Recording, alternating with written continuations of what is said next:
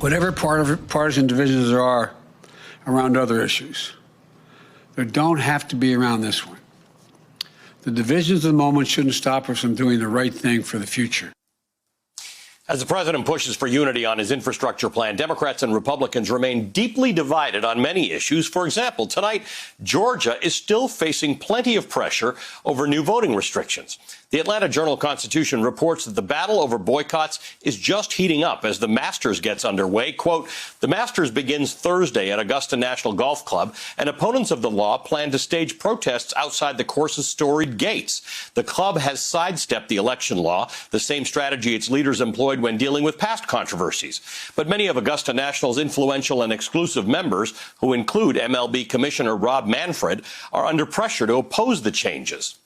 Back with us again, Eugene Robinson, Pulitzer Prize-winning columnist over at The Washington Post, and Mike Murphy, veteran Republican strategist and co-director of the Center for the Political Future at the University of Southern California. He's also co-host of the Hacks on Tap podcast. Good evening to both of you.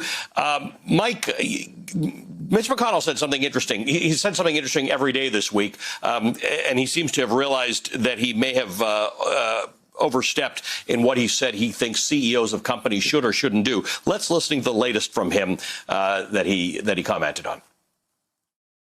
I didn't say that very artfully yesterday. They're certainly entitled to be involved in politics. They are. My principal complaint is they didn't read the darn bill. So yesterday he said corporate boycotts are stupid. He said CEOs should mind their own business. Didn't mind that they give contributions, which is kind of, to most Americans, the way companies talk. What do you make of where Mitch McConnell is and how he's managing this situation? Well, I think he's trying to clean up a kind of clumsy remark before. So, you know, I'll take him at his word. I think he does believe companies ought to have opinions, or allowed to, as do I. And, you know, it's a free country. People get to protest. People get to react to legislation they don't like, whether it be outside the Masters or, you know, at the CEO level of a company. So, you know, the issue is, I think, and this thing is a good example of it, this Georgia law. I've criticized it from the beginning. I think it was done in bad faith. But it's a little more complicated than the bumper sticker kind of hysteria we're having, where one side is saying, you know, we're right, you're evil. I don't like the law because I don't like cracking down on absentee ballot voting. I think we ought to have no excuse, easy absentee ballot voting everywhere.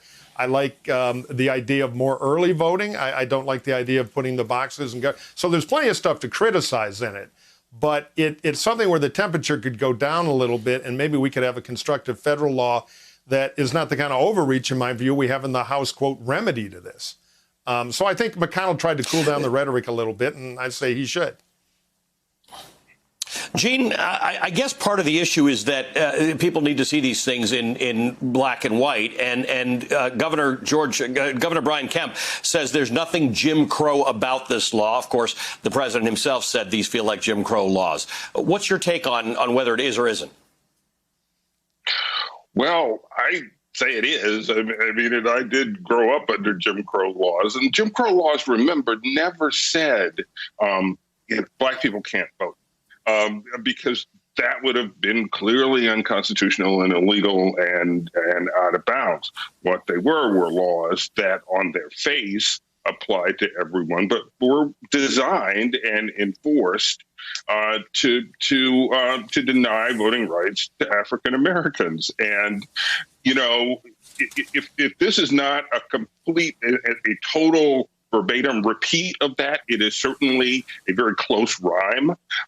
It is because that is the purpose, in essence, of these new restrictions. And let's not forget that this new voter law is based on a lie. The whole thing stems from the big lie about voter fraud in the 2020 election that never, ever happened. Hey, thanks for watching our YouTube channel. You should know that you can follow today's top stories and breaking news and catch up on your favorite MSNBC shows all in one place. Download the NBC News app today.